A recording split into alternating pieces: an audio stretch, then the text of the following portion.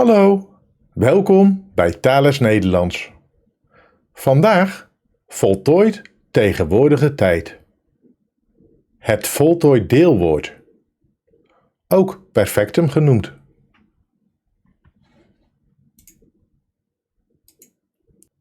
Het voltooid deelwoord wordt opgebouwd uit de ik-vorm.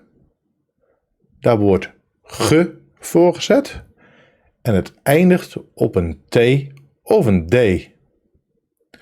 Dat hangt af of de laatste letter van de stam, de ik-vorm, voorkomt in het kofschip.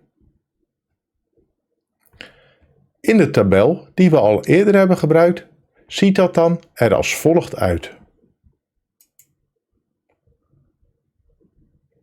In de laatste kolom, hierboven, zie je een woord begint met ge, dan de ik-vorm, de stam, en het eindigt op een t of een de.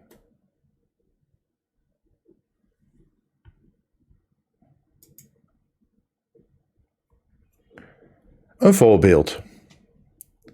Het werkwoord werken. De ik-vorm is werk. Ik werk. Dat is de stam. Daar zetten we ge voor. Maar eindigt het nu op een t of een d? We gaan kijken naar het kofschip. De laatste letter van werk is de letter K. De letter K staat in het kofschip. En als een letter in het kofschip staat, eindigt het voltooid deelwoord op een t. Op deze manier kunnen we een voltooid deelwoord maken. Een aantal andere voorbeelden. Gewerkt, gegroeid, gefietst en gewandeld. Let op. Deze regels gelden niet voor sterke werkwoorden. Zoals je hier kunt zien, gebeurt dat bijvoorbeeld niet bij het werkwoord lopen. Dat is een sterk werkwoord en daardoor eindigt het voltooid deelwoord op en. In een zin ziet het er dan als volgt uit. Ik heb gisteren gewerkt.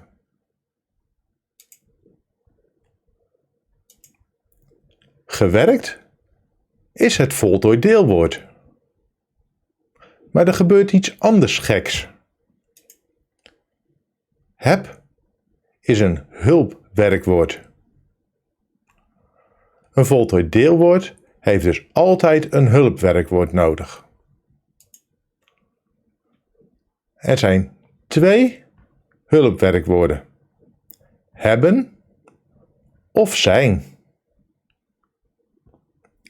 Ik heb gisteren gewerkt of wij zijn op vakantie geweest.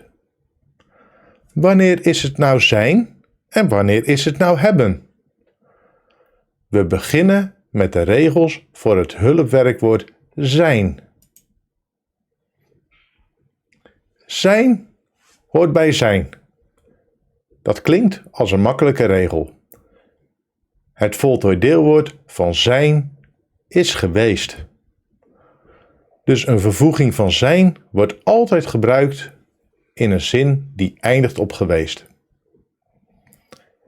De tweede regel.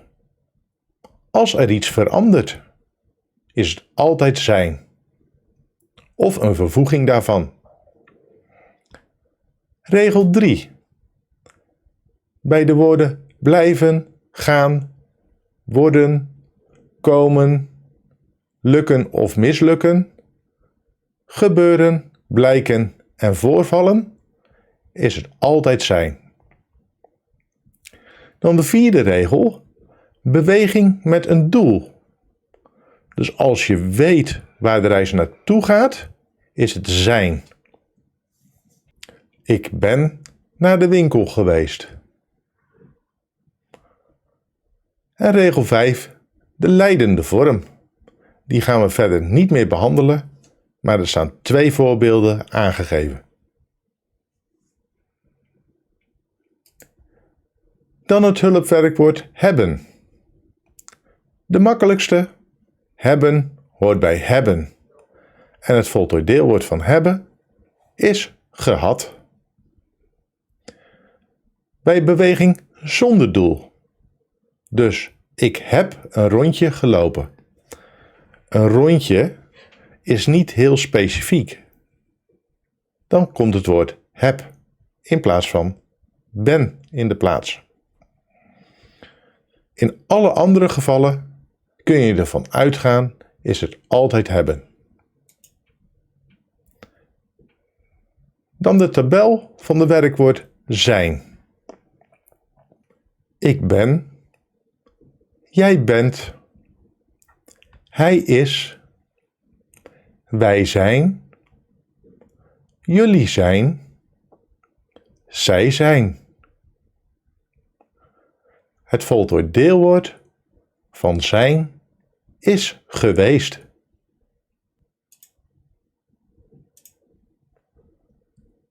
Het werkwoord hebben.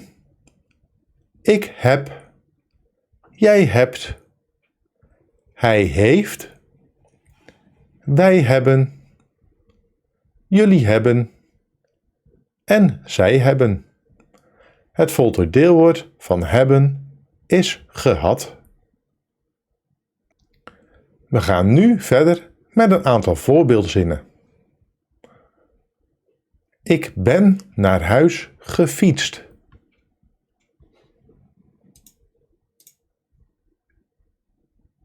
Dit is beweging met een doel. Het doel is naar huis. Daarom geldt hier regel 4. Een vervoeging van zijn. Dus ik ben. Als het zou zijn geweest, ik heb gefietst, dan is er geen doel. Dan is het regel 7, beweging zonder doel, hebben. Volgend voorbeeld. Ik heb door het bos gewandeld. Opnieuw, door het bos is niet heel specifiek. Dit is dus regel 7, beweging zonder doel, hebben. Waar ben je geweest? Hier geldt de regel zijn hoort bij zijn. Geweest is het voltooid deelwoord van zijn.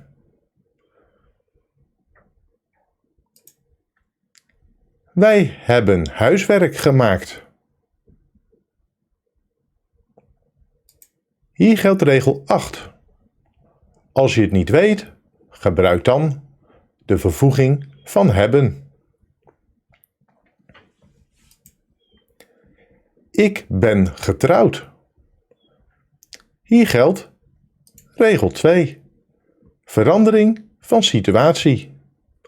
Je was niet getrouwd en je bent nu wel getrouwd.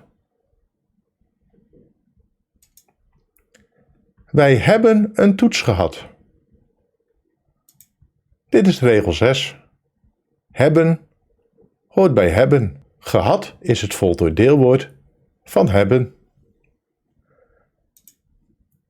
Ik hoop dat jullie wat gehad hebben aan deze les. Bedankt voor het kijken en tot de volgende keer.